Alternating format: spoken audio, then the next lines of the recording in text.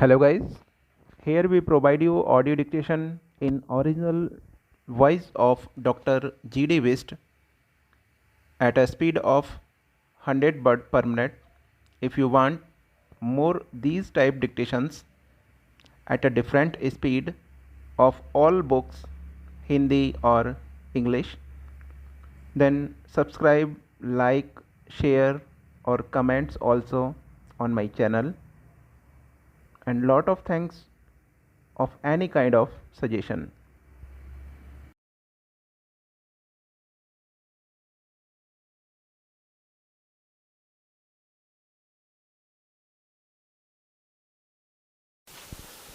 Exercise 26.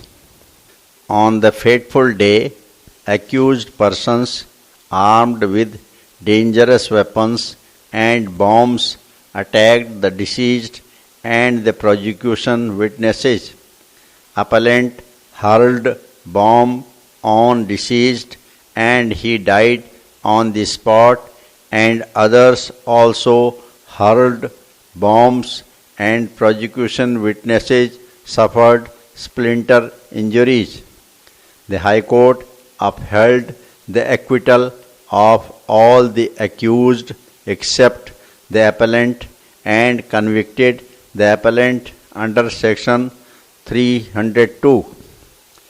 The High Court has not exercised the caution that was expected to while dealing with the judgment of acquittal by the trial court.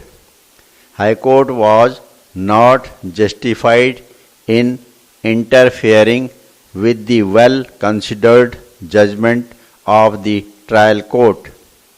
The judgment of the High Court is set aside and that of the trial court is restored. The well-considered judgment of the trial court has been upset by the High Court, and in its judgment the High Court relied on the complaint.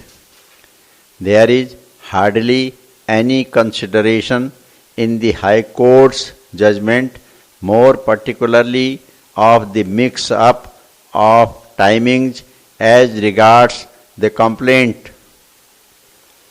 In the complaint, it is specifically alleged that the Telugu Desam party was led by the appellant.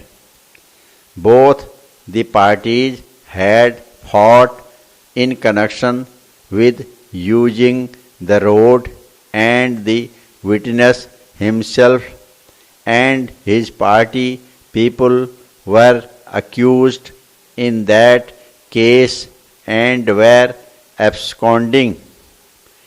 It is then suggested PW1 and other persons went to cart the paddy hay of RR, and while they were bundling the hay, the 16 accused persons came there, and the appellant A2, A3 were holding bombs in their hands.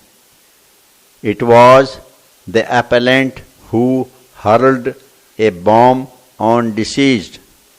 The said bomb exploded and deceased fell down and died on the spot. Then the others also started hurling the bombs.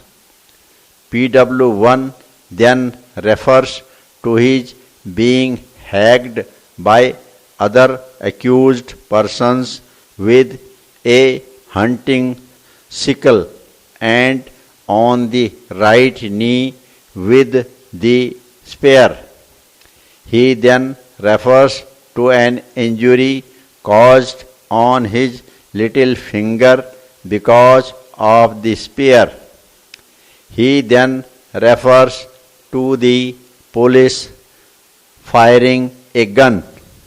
After that, he refers that all the injured came to the government hospital and were being treated.